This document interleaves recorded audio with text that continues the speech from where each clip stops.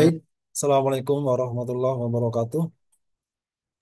Waalaikumsalam warahmatullahi wabarakatuh.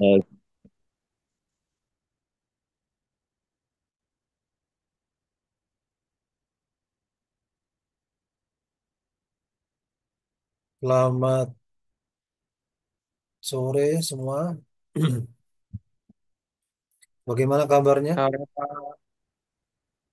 Alhamdulillah sehat, Alhamdulillah, Pak. Sehat ya. Sebelumnya saya ucapkan selamat berlebaran Hari Raya Idul Fitri. Mohon maaf lahir batin bagi yang merayakan ya. iya Pak, penyala izin, wal faizin Pak. Ya, kosong, kosong kosong ya. Pulang kampung semua? Enggak Pak, Enggak. Enggak ada ongkos apa karena enggak punya kampung?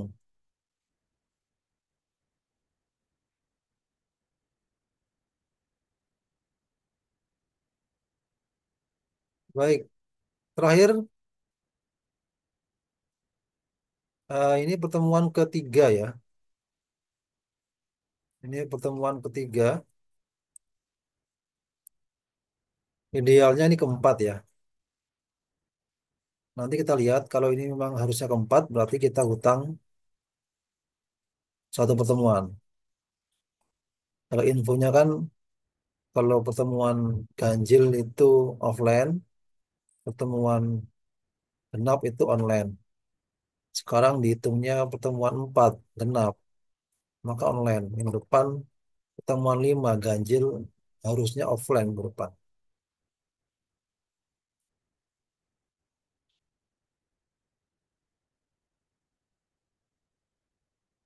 Terakhir sampai mana ya kita bahasnya ya?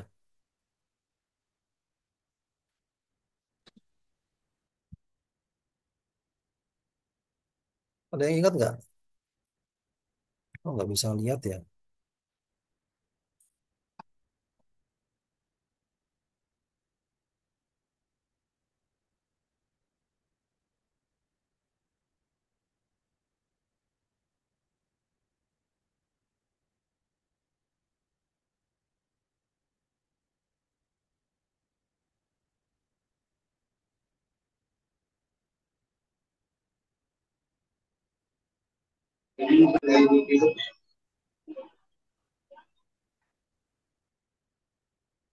Ini udah belum ya?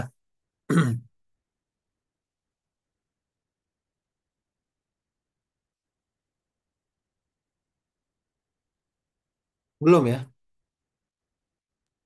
belum Pak. Oke, kita mulai saja dari pertemuan ini ya. Baik, pembahasan kita tentang prinsip-prinsip dalam penggunaan data antropometri, kemudian aplikasi distribusi normal dalam penetapan data antropometri, kemudian pemilihan persentil. Nah, kita review lagi materi sebelumnya ya tentang ergonomi. Keywordnya apa itu ergonomi? Yaitu fitting the task to the man, yang mencocokkan pekerjaan, job, job desk, peralatan, equipment, tools, pekerjaan kepada manusianya. Supaya nyaman manusianya, maka dicocokin supaya nyaman ya.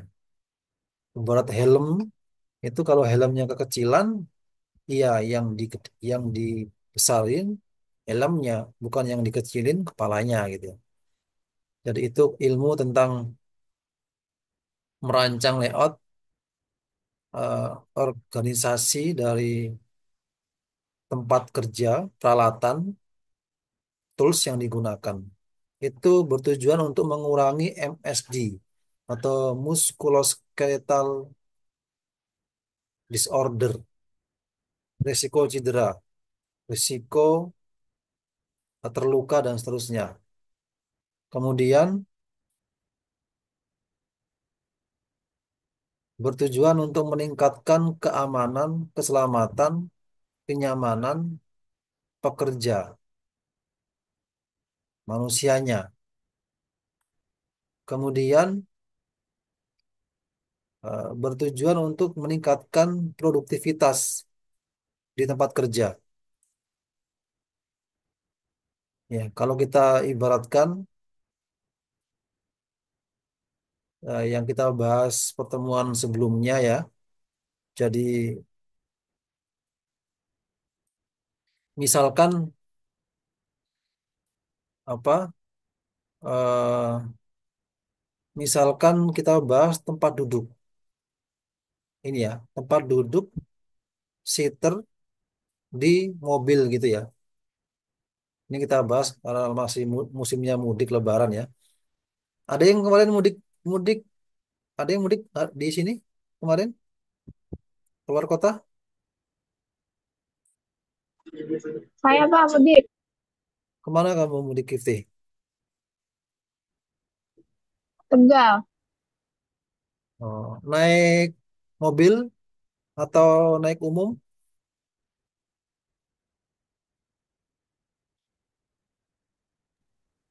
Naik mobil. Oh, rombongan ya. Iya Pak, keluarga. Oh, berapa berapa penumpangnya?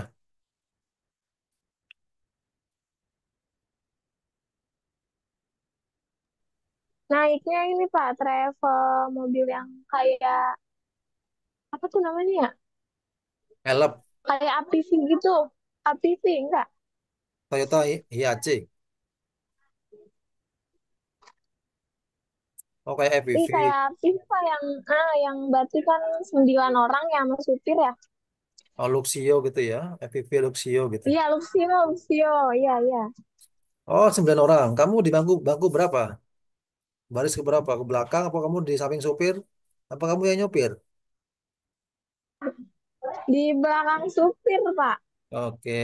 Oke. Kalau masih momennya Lebaran ya, kita bahas tentang mudik Lebaran menggunakan mobil. Jadi kalau kita bicara desain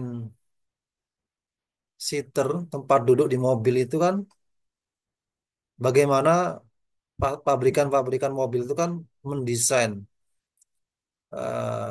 seater tempat duduknya itu kan bagaimana supaya ergonomi ya, supaya nyaman, duduknya nyaman ya. Kemudian apa tidak bikin capek dan tidak bikin pegal gitu kan.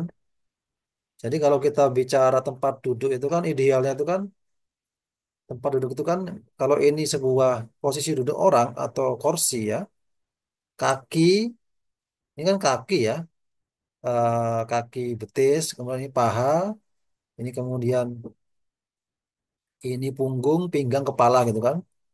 Ini kan posisi duduk yang ideal gitu ya.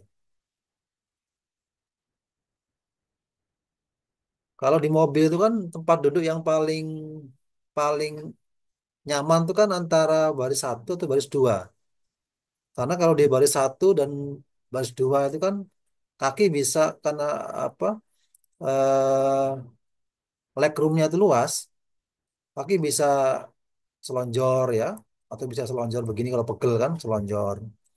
Kemudian kursinya bisa maju mundur, bisa reclining ya, bisa bisa reclining, bisa agak agak rebahan gitu kan. Kalau pegel agak rebahan gitu, sehingga nanti lebih nyaman di berkendara. Yang paling nggak nyaman itu biasanya kalau untuk orang dewasa itu di baris ketiga. Itu memang didesain kalau di mobil itu didesain untuk anak-anak kecil. Karena kalau orang dewasa duduk, coba aja duduk orang dewasa duduk naik mobil yang 3 baris, duduk di baris ketiga. Itu pasti posisi kakinya nggak ideal. Kalau duduk itu kan begini kakinya ya, pasti agak nekuk gitu. Ini pahanya, gini kan. Jadi ini agak nekuk. Ini lututnya udah bikin siku dia, bikin bikin sudut lancip.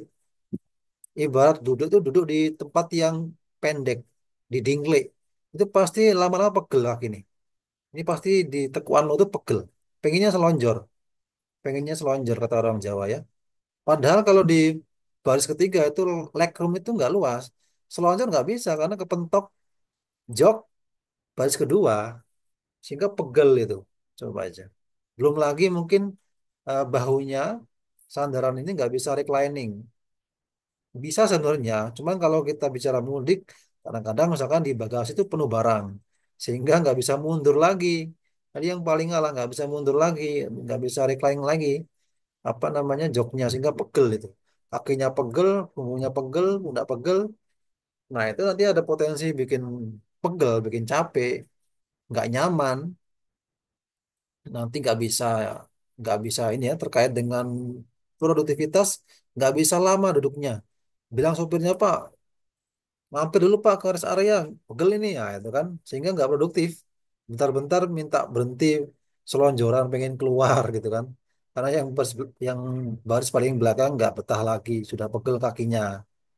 Nah ini kalau nggak ergonomi ini akan menghambat, akan mengurangi produktivitas. Harusnya berkendara tuh bisa jalan terus, tapi bentar-bentar istirahat, bentar-bentar istirahat karena penumpangnya pegel, minta turun dan seterusnya. Nah itu.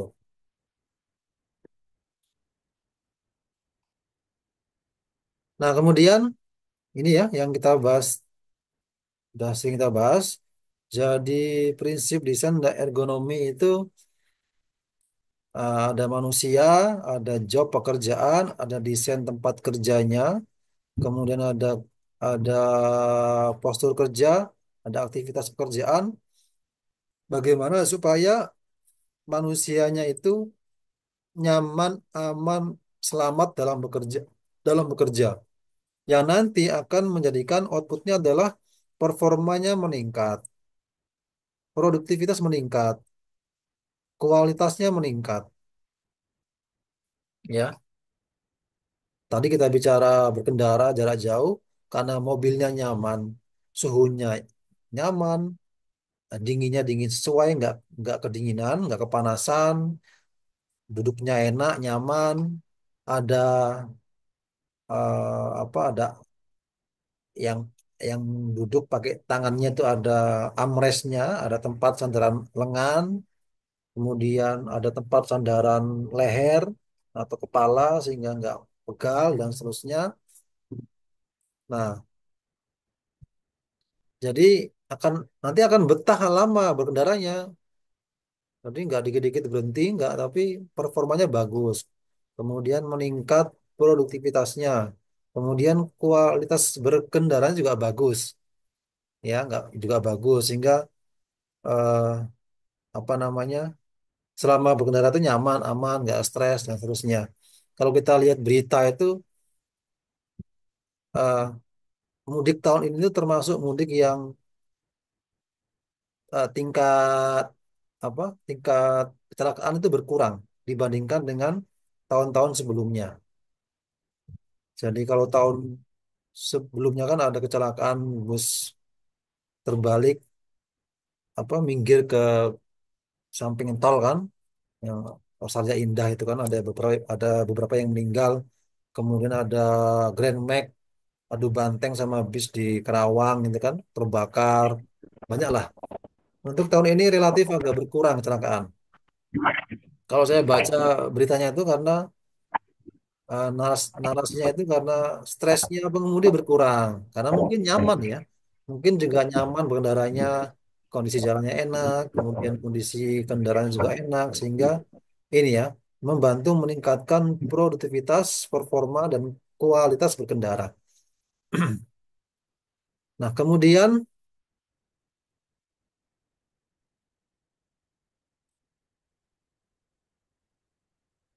prinsip ergonomi dalam mendesain tempat kerja. Ada beberapa yang perlu dipertimbangkan, di antaranya adalah data antropometri, kemudian alamiah pekerjaan itu, kemudian pola kebiasaan pekerja itu. Yang tadi kita bilang ya, tadi kita bicara masalah posisi duduk di jok atau di kursi kendaraan mobil. Nah, mempertimbangkan data antropometri. Sudah pernah kan belajar antropometri pas PSKS 1 sudah ya? Dengan Bu Flo sudah kan ya? Masih Iya ingat Pak, ya? sudah Pak. Masih ingat ya, dikit-dikit ya. Nah, jadi dalam mendesain kursi, ketinggian kursi, lebar sandaran, ketinggian sandaran, dan seterusnya. Kemudian kalau ada armrestnya, seperti apa dimensi armrestnya, itu kan mempertimbangkan data antropometri pengguna, penumpang, driver, dan seterusnya. Kalau kita bicara berapa settingan tinggi lantai mobil ke jok tempat duduk ini, itu kan pasti pakai dimensi tingginya telapak kaki sampai tekuan lutut kan. Itu namanya tinggi popliteal ya. Jadi tinggi panjang antara telapak kaki sampai lutut itu popliteal. Itu untuk mendesain tinggi kursi. Kemudian berapa panjang kursinya? Ya berarti panjang paha ini kan dari lutut sampai pantat belakang. Berapa lebar kursinya ya? Berarti untuk berapa lebar pantatnya gitu. Kemudian berapa tinggi sandaran ini ya? Tinggi pantat dari pantat sampai sampai pundak dan seterusnya seperti itu. Jadi dalam mendesain mempertimbangkan data antropometri. Kemudian mempertimbangkan the nature of the job, alamiah pekerjaannya. Jadi kalau orang nyopir itu kan duduk ya. Orang nyopir itu duduk, kecuali mungkin sopir kapal ya. Sopir kapal sambil berdiri bisa. Atau sopir kereta ya. Kalau sopir mobil itu ya duduk. Seperti apa duduk itu ya? Seperti ini. Kaki begini, kemudian ini kaki bawah, paha, pinggang punggung, kepala gitu kan. Seperti inilah desain kursi seperti yang baik gitu. Kemudian kebiasaan penggunanya, karyawannya, kebiasaan penumpang, kebiasaan driver. Maka di settingan desain jok mobil itu kan, itu joknya bisa maju mundur, ya kan? Bisa maju mundur, jok itu kan bisa maju mundur, ya kan? Kemudian bisa bisa reclining, bisa tegak duduknya, bisa rebahan, dan juga bisa naik turun kan? Ada yang naik turun juga kan? Di mobil yang bagus, yang kekinian itu jok tuh bisa bisa jadi dingin ya. Mungkin lagi panas jadi dingin bisa, lebih adem juga bisa itu. Itu kenapa bisa naik turun, maju mundur, bisa reclining? Ya tadi, karena nanti menyesuaikan dengan kebiasaan yang duduk di situ. Saya tuh dulu kalau nyopir itu, saya sukanya itu kalau nyopir itu ini sopir itu kan. Saya pepetin kaki saya, nempel, nempel, nempel, nempel, apa namanya, setir gitu. Saya dulu pernah nyopir sama teman saya. Saya nyopir, saya pas nyopir, saya majuin joknya, nempel, mepet ke setir gitu.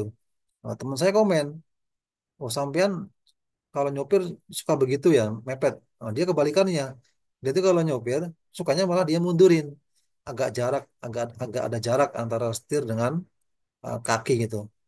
Nah, saya malah nggak suka. Saya kalau agak ada jarak tuh kayak nanti nginjak gas tuh kayak kayak kejauhan gitu, nginjak ada kejauhan. Saya lebih suka yang nempel, yang agak nekuk gitu. Sehingga sehingga desain jok mobil itu bisa maju mundur, bisa naik turun, kemudian bisa reclining, bahkan nanti juga setirnya juga bisa ini ya, bila bisa naik turun ya, bisa maju mundur, naik turun. Nah, itu menyesuaikan dengan kebiasaan apa penggunanya. Kemudian secara umum desain tempat kerja itu harus ekonomis ya, harus mempertimbangkan biaya, harus meningkatkan efisiensi pekerja, kemudian harus mempertimbangkan postur kerja yang baik, kemudian meminimalkan eh, pegal-pegal, ya, pegal-pegal, kemudian cedera dan kelelahan dan seterusnya. Kemudian meminimalkan, mengurangi resiko kesehatan dan kenyamanan, seperti stres, cedera, dan seterusnya. Bagaimana orang itu berkendara supaya lebih nyaman. Jadi kalau saya kemarin sedikit lihat review mobil-mobil listrik yang kekinian ya, itu jok itu bisa jadi dingin gitu loh. Jadi adem dia sehingga nanti kalau duduk terasa panas, pegel pantatnya itu bisa didinginin gitu.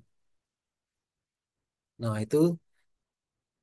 itu memang didesain untuk seergonomi mungkin sehingga yang menggunakan para pengendara itu nyaman gitu.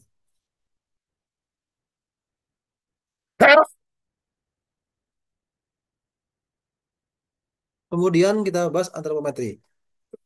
Antropometri adalah studi dimensi dan karakteristik fisik lainnya seperti berat, volume, pusat gravitasi dari segmen tubuh. Aplikasi dasar antropometri dalam perancangan adalah mendapatkan dimensi yang sesuai untuk digunakan dalam perancangan. Nah, nah, dimensi itu ada yang disebut dengan clearance dimension atau dimensi ruang. Kromer et al. 2010, yaitu area minimum yang diperlukan operator untuk melakukan aktivitas kerja pada tempat kerja, ditentukan oleh orang terbesar dalam populasi pengguna. Contoh, operating and maintaining mesin. Kemudian ukuran gawang pintu itu menggunakan konsep dimensi ruang. Contoh kita mau, jadi di mobil itu kan,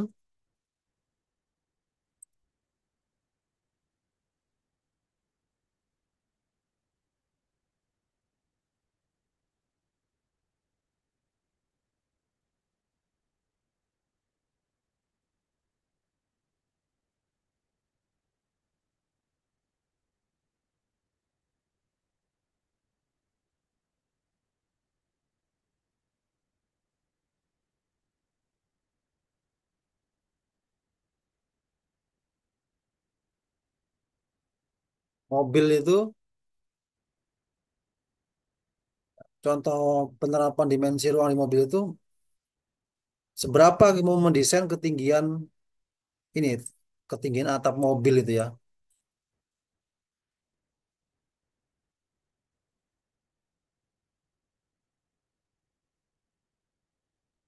Ini mau desain berapa tingginya gitu. Itu melihat dengan ya kondisi penumpangnya ya. Penumpangnya duduk itu kalau orang Indonesia itu, populasi orang Indonesia, itu kalau duduk berapa sih ketinggian duduknya? Nah, gitu. Itu untuk menentukan headroomnya ya. Ruang yang tersedia di atas kepala. Mungkin kalian pernah mengalami kalau naik mobil kecil, mau naik Brio, Jazz, itu kan mepet banget ininya, apa namanya, atap mobil dengan kepala. Kalau naik Brio misalkan, kalau kita pakai kuplo, songkok, peci, itu nanti dia gasruk, apa gasruk itu, nempel, karena ruangnya kecil. Tapi kalau kita naik mobil yang gede, naik Innova gitu ya, naik Panther, nggak nempel karena ruang headroomnya itu ruang antara ujung kepala sampai nempel atap itu gede. Nah, mendesain ketinggian duduk itu ya, ruang itu konsepnya dimensi ruang. Pakai orang yang paling besar. Jadi orang orang yang paling besar itu berapa sih tinggi duduknya? Nah, itu untuk ala apa namanya acuan untuk mendesain mendesain tadi itu ya. Sehingga nanti kalau orang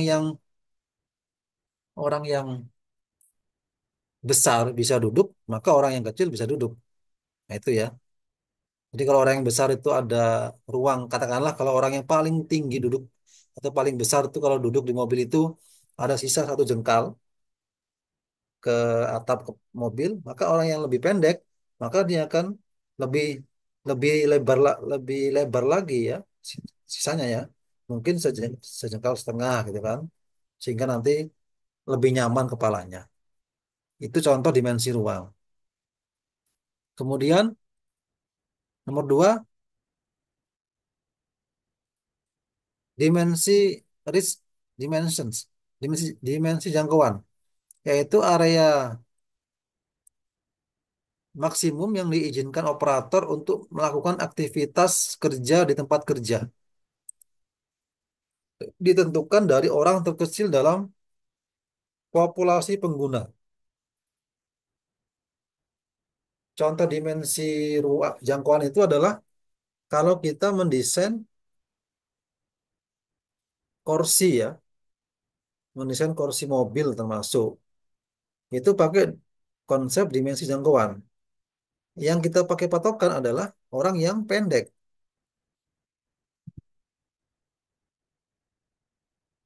Jadi kursi itu didesain orang yang pendek. Kursi itu kan kalau kita bicara ketinggian kursi yang ini ya, ini ketinggian kursi. Kalau di dimensi tubuh manusia itu namanya tinggi popliteal. Tinggi popliteal itu tinggi antara telapak kaki sampai lekukan lutut. Itu untuk dasar acuan mendesain tinggi kursi. Itu dalam mendesainnya menggunakan konsep dimensi jangkauan. Jadi yang kita pakai patokan adalah orang yang paling pendek, orang yang paling pendek panjang poplitealnya atau panjang telapak kaki ke lututnya. Kalau orang yang pendek bisa duduk, dia nggak gantung kakinya, kan nggak nyaman ya kita gantung kakinya ya. Apalagi naik mobil, gantung kakinya kan nggak mungkin, apalagi sopir kan nggak bisa. Kalau orang yang pendek aja bisa sesuai, bisa pas, maka orang yang panjang juga sesuai. Ya cuma nanti konsekuensinya kalau orang yang lebih panjang, lebih tinggi, agak sedikit sisa kakinya gitu ya. Seperti ketinggian motor, ketinggian motor ya. Ketinggian motor, eh,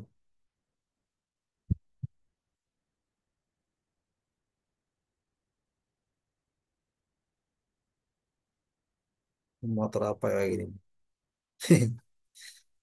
Motor itu kan desain, nah ini motor, itu kalau ini juga tinggi motor itu berapa sih dimensinya? Ya ini juga menggunakan konsep dimensi jangkauan. Orang, misalkan kita mau bikin motor, mau dijual untuk pasar market orang Indonesia, maka yang dipakai acuan adalah data antropometri tubuh orang-orang Indonesia. Desain tinggi motor itu,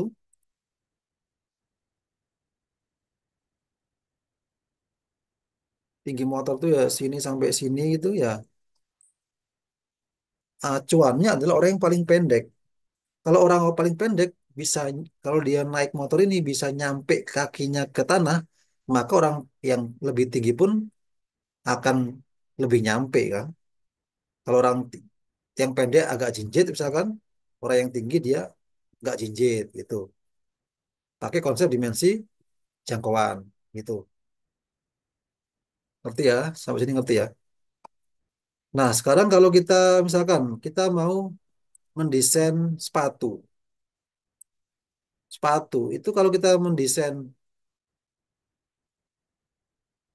eh, panjang sepatu itu pakai dimensi ruang atau jangkauan? Jawab. Kita mau mendesain sepatu. Panjangnya itu kan berarti kan pakai dimensi tubuh apa ya kira-kira? Catur. Panjang sepatu yang warna kuning itu kalau kita desain pakai dimensi pakai acuannya pakai dimensi tubuh yang sebelah mana?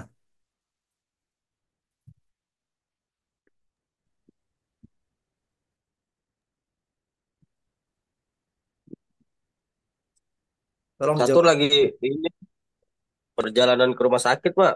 Orang tuanya sakit, Pak. Oke. Julian, jawab. Untuk mendesain dimensi panjang sepatu yang warna kuning ini, pakai dimensi tubuh bagian apa?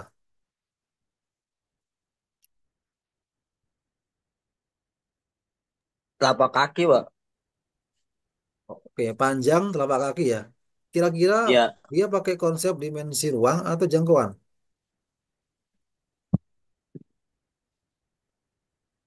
Kalau kita, Senti, Pak. hah? Ruang, Pak. Apa alasannya? Karena kan itu, Pak. Lebar sama panjang. Ukurnya Hmm. panjang itunya sama lebar telapaknya, Pak. Ya tadi kamu jawab untuk menentukan dimensi ini panjang sepatu kita pakai panjang telapak kaki. Oke. Kamu Ah, bilang ah. konsepnya dimensi ruang. Oke. Apa alasannya? Kenapa pakai dimensi ruang? Kenapa bukan dimensi jangkauan? Itu yang saya tanyakan.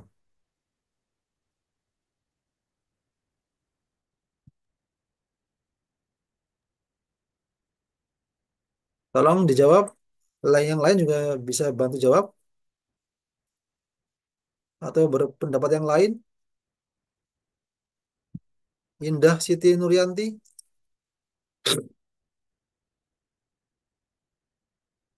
Indah Siti Nuryanti, Iya, Pak. dijawab. Pertanyaan tadi dijawab.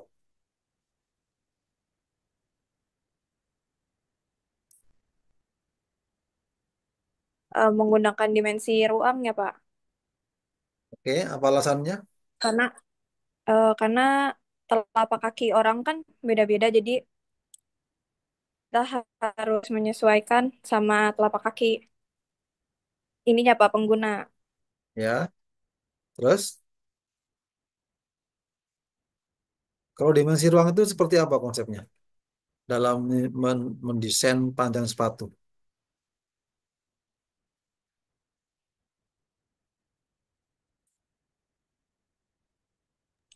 Mungkin kita bisa ambil rata-rata dari panjang telapak kaki, hmm, target ininya Pak, target pasarnya. Oke, yang lain bisa menambahkan? Belum belum tuntas jawabannya. Ada yang bisa menambahkan? Menambahkan atau menyanggah juga boleh.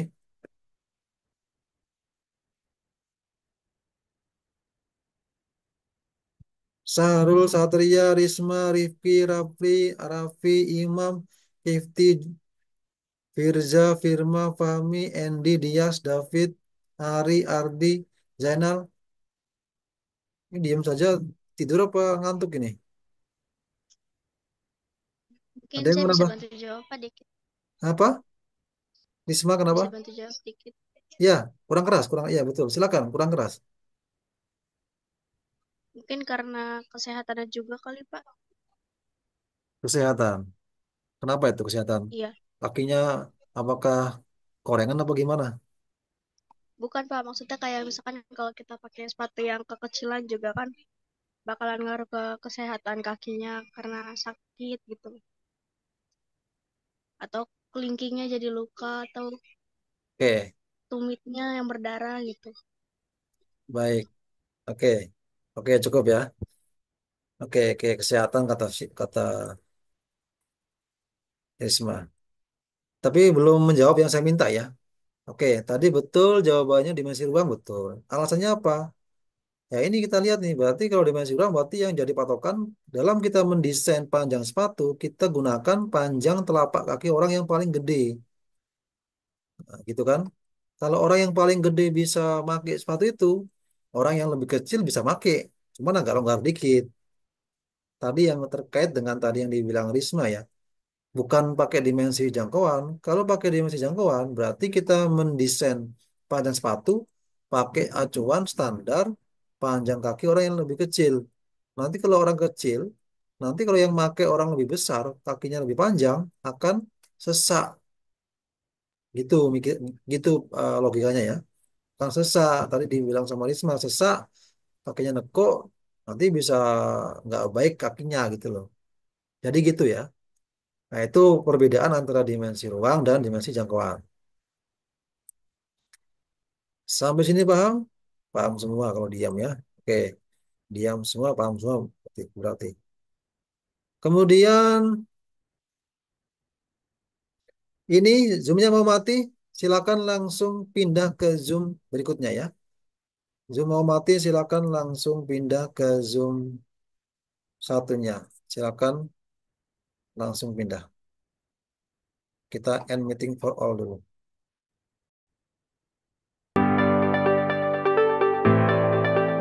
Baik, kita lanjutkan. Nah, tipe antropometri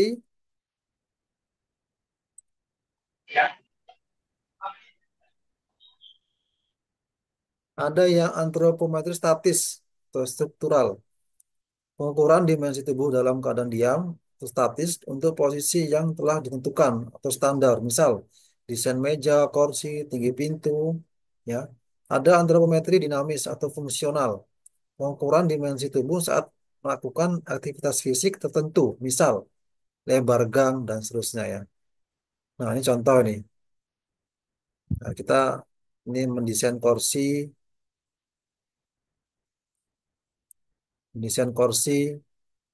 tinggi kursi itu pakai tinggi ini namanya popliteal. Lebar kursi ini namanya apa? Panjang kursi pakai panjang ini, panjang paha ya, pantat ke lekukan lutut ya. Kemudian lebar kursi ya pakai lebar pantat gitu ya. Kemudian sandaran ini, berapa ketinggian sandaran ini? Berarti ketinggian pantat sampai pinggang gitu ya, dan seterusnya. Ini kalau mendesain lebar gang seperti ini, lebar gang yang akan digunakan dilewati oleh dua orang, artinya bisa berpapasan. Maka pakai lebar, ya lebar dua orang itu berarti katakanlah lebar bahu dua orang ini kali dua kan, tinggal ntar ditambah allowance-nya atau kelonggarannya. Itu untuk mendesain sebuah lebar gang atau lorong.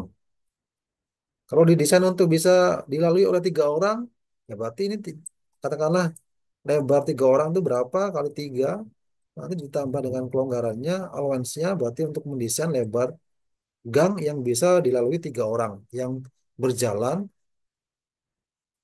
berjejeran gitu ya. Nah, seperti itu.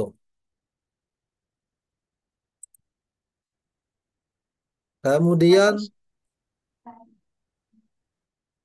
dalam mendesain itu ada namanya human variability. Jadi terkait dengan dimensi antropometri tubuh manusia itu akan berbeda-beda. Ada variasinya ya yang disebut dengan human variability. Itu tergantung dengan usia. Usia orang kecil sama orang dewasa beda gede tangannya, beda gede lengannya. Kemudian jenis kelamin, laki perempuan beda, ya. Lebar pundak orang laki sama perempuan beda lebarnya, lebaran perempuan. Kemudian lebar apalagi telapak kaki laki-laki sama perempuan, ya lebar laki-laki. Kemudian kalau pantat, nah ini kalau lebar pantat laki sama perempuan lebar mana ya? Juan tahu nih Juan. Juan apa Julian ya? Kira-kira kalau lebar pantat, laki sama perempuan lebar mana pantatnya? Hah? Firsa? Juan apa Julian, Pak? Oh, Julian. Tergantung konsumsi makanannya kali, Pak. Wah, kalau suka merhatiin tahu ya. Ini merhatiin, ini pantat laki-laki Ada di perempuan sana. beda ya. Pantat perempuan laki-laki beda. Biasanya, setahu saya itu, ya, saya coba nebak juga ya. Karena nggak pernah baca angkanya ya. Ya mungkin kayaknya lebaran perempuan. Kalau pundak tuh lebaran laki-laki. Apalagi laki-laki yang suka berenang tuh pundaknya lebar. Dadanya Makanya lebar. kalau punya anak ya, Pak ya, perempuan ya, Pak ya. Kalau ini tips juga ya, tips untuk laki-laki kalau mencari calon istri ya. Perempuan itu ini saya nggak, saya cuma ini aja ya, menduga saja. Perempuan itu kan pinggulnya kecil ya, pinggulnya kecil, kemudian kalau turun itu pantatnya agak lebar. Nah, kalau perempuan memang begitu kan, apa namanya, dimensi tubuhnya. Kalau laki-laki kan nggak kelihatan. Jadi kalau perempuan itu kan langsing, pinggulnya langsing, perutnya langsing. Ketika turun agak gede apa namanya bokongnya, pantatnya. Kalau laki-laki enggak. Yang gede itu apa? Bahu. Bahunya gede. Kalau perut pantat ya standar gitu. Nah, nah itu ya, seperti itu. Nah, kemudian kelompok etnis. Kalau kita mau bikin bikin apa? Bikin produk sepatu, kita mau pasarkan mana nih? Kalau kita mau pasarkan ke Eropa, ya kita pakai dimensi tubuhnya orang Eropa. Kita mau pasarkan sepatu ke Eropa, tapi kita pakai patokan desainnya menggunakan standar tubuh orang Indonesia yang nggak tepat. Karena kakinya orang Eropa sama kakinya orang Indonesia beda. Mungkin lebih gede orang Eropa kakinya gitu. Beda etnis, beda ukuran itu. Kemudian jenis pekerjaan. Kalau orang kerjanya sebagai pekerja lapangan, kuli misalkan, akan beda bentuk tubuhnya sama orang yang kerja kantoran. Kalau orang-orang kuli, kuli panggul di pasar, orang-orang tukang di proyek itu gede-gede badannya kan, gede-gede lengannya, baunya berotot, gede-gede. Kalau orang-orang kantoran biasa gitu, nggak kayak anak gym lah. Kalau orang-orang lapangan tuh kayak anak-anak gym gitu kan, beda ukurannya. Kemudian geografi, lingkungan geografi. Orang yang di kutub sama di pantai beda. Kalau kita mau mendesain pakaian, kita mau jual kemana nih? Kita mau desain pakaian untuk dijual di kutub, ya beda desainnya sama kita mau desain pakaian untuk dijual di pantai. Kalau di kutub ya dia rapet, tebal, biar gak dingin. Kalau di pantai dia tipis, karena biar gak sumuk gitu. Kemudian tingkat sosial, nah, kaya, nggak kaya, dan seterusnya ya. Itu human variability. Kemudian, nah kita masuk ke dasar statistik antropometri.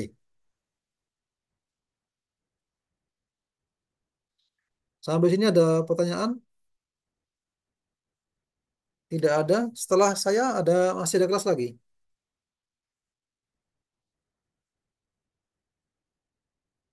Jam 5. Terakhir, Pak. Oh, terakhir. Oke, karena terakhir, kalau kita kelas sampai bisa, nggak apa ya. Belum tidur saya, Pak. Belum apa? Belum tidur. Iya, tadi balik kerja pagi, Pak. Oh, ya udah kita sampai jam 5 lebih dikit ya. Saya kejar materi soalnya. Oke, Pak, aman. Nah, kita bahas sekarang dasar statistik antropometri.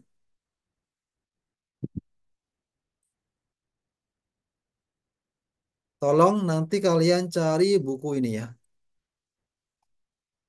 Cari buku ini.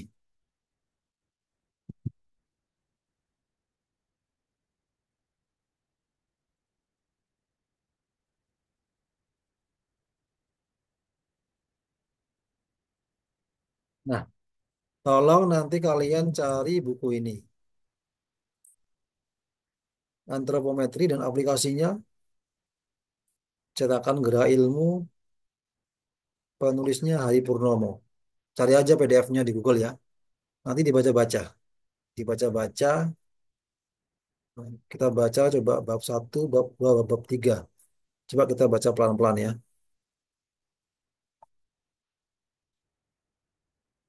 Kita baca.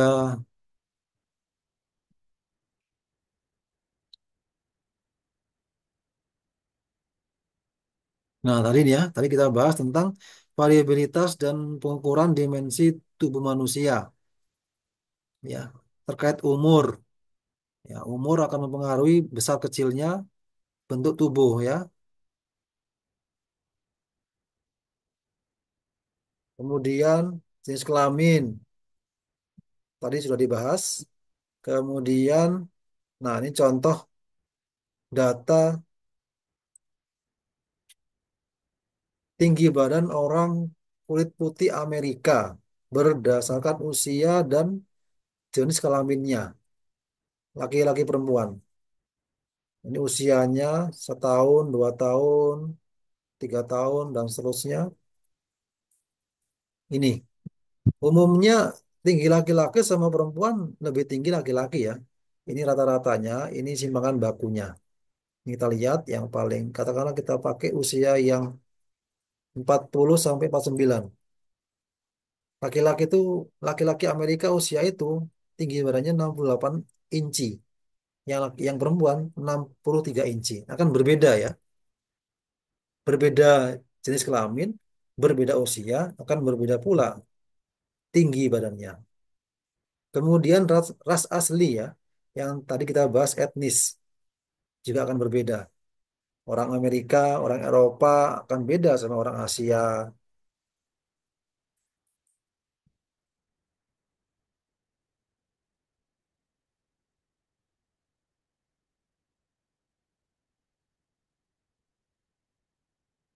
Nah, kemudian kerjaan tadi ya sudah dibahas, profesi, kemudian lingkungan daerah nih atau tadi geografi ya. Lingkungan daerah menentukan dimensi tubuh manusia.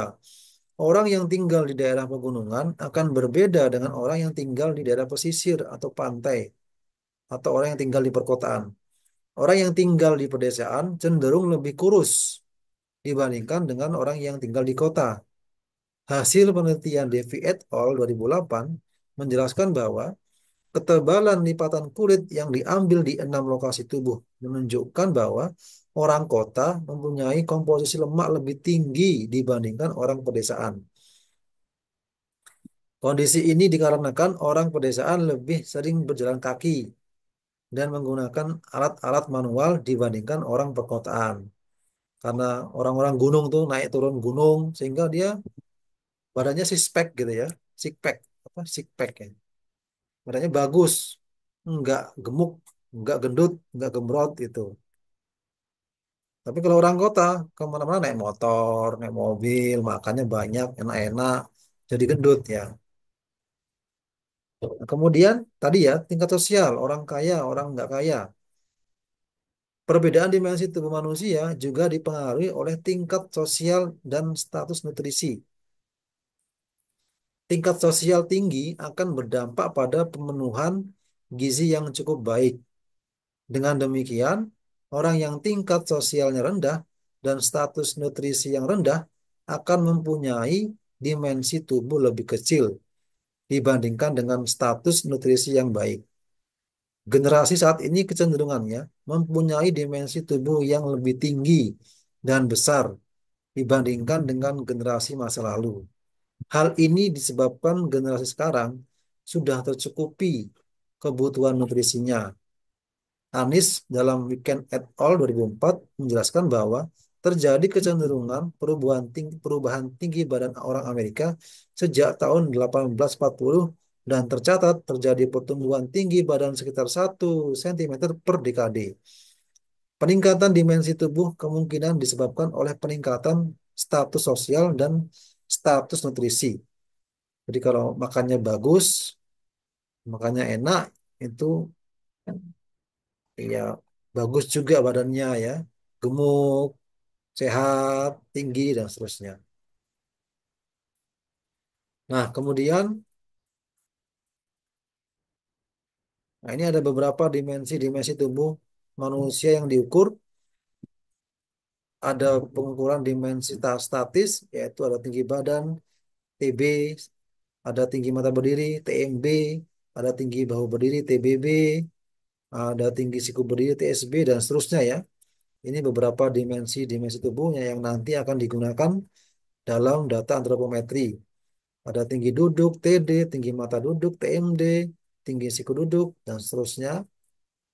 Ada panjang popliteal, ada panjang paha, lebar bahu, LB, lebar pinggul, LP, dan seterusnya.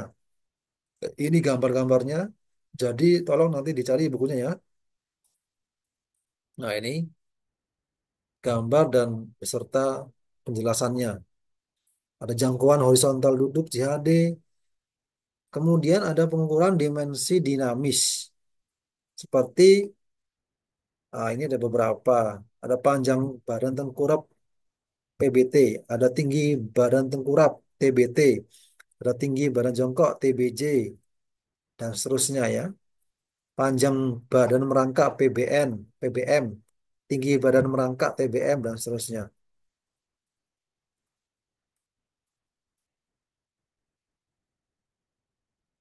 Nah, oke, karena sudah jam 5 dan tadi ada yang bilang belum tidur, saya kira tidak saya lanjutkan. Cuman saya beri PR, tolong buku ini dicari, dibaca semua babnya, akan kita bahas minggu depan. Akan kita bahas minggu depan, terutama baca bab 3 yang akan kita bahas di minggu depan, bab 3 data antropometri dalam perancangan. Ya, tolong dicari bukunya, dibaca semua babnya. Untuk minggu depan akan kita bahas bab 3. Akan saya tanya, akan saya tes. Apakah sudah baca atau belum, akan ketahuan nanti ya. Bukunya judulnya ini, Antropometri dan Aplikasinya. Cari aja di Google banyak. Hari Purnomo, Geraha Ilmu. Oke, sampai sini ada pertanyaan? Tidak ada? Tidak ada, kita akhiri kuliahnya, kita absen dulu. Saya panggil, saya panggil, tolong dibuka kameranya, saya panggil, absen.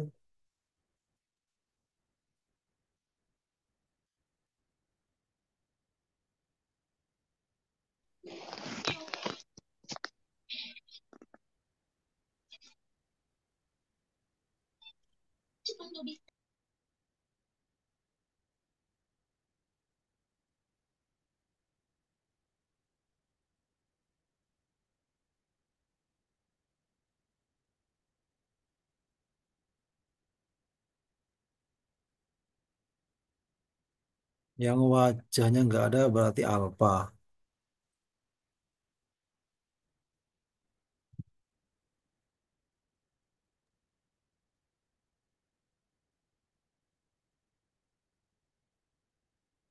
Ini tanggal 12 April, jam lama 1 jam, jam ke 16:27. Antropometri.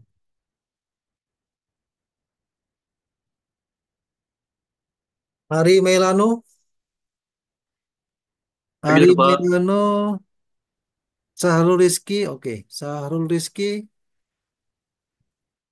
Hadir, Sahrul Pak. Rizki, di Muhammad, tadi izin Hadir, ya. Pak. Oke. Dias Panca, Hadir, Pak. Endi Darmawan, Hadir, Pak. Kifti Nurhanisah. Hadir, Pak. Wah, ini masih di ini aja, dealer aja dia. David Baresi, sorry, Hadir, Pak. Risma Nurjana. Risma Nurjana suka Tadi menghilang ada tuh Pak Risma, kalau Pak. dipanggil. Risma kalau dipanggil suka menghilang. Tolong dicari ya. Oh. Hadir Pak, nggak Nggak kepencet kelihatan mic-nya. dia, Pak. Oke, saya kira nggak ada. Raffi Arza. Hadir, Pak. Oke. Fahmi Hanifi. Iya, hadir, Pak. Imam.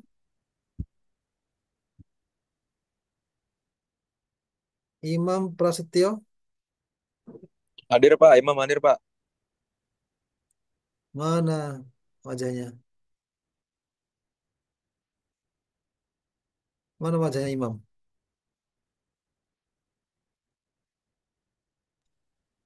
Imam Nah, hadir, Mam, Pak. on cam, Mam. oke, gitu dong. Firza. Hadir, Pak. Julian. Hadir, Pak. Oke. yang lengkap dong mukanya. Nah gitu, gitu, ganteng kan kelihatan gitu loh. Jangan jambulnya doang. Catur, catur ke rumah Dia sakit. tahu loh dia. Catur ke rumah Hadir, sakit. Pak.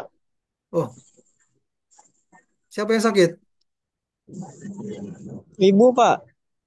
Kontrol apa gimana? Kontrol. Enggak, drop lagi, Pak. Oh, semoga lekas sehat ya. Ardi Dwi. Pak, makasih. Hadir Pak.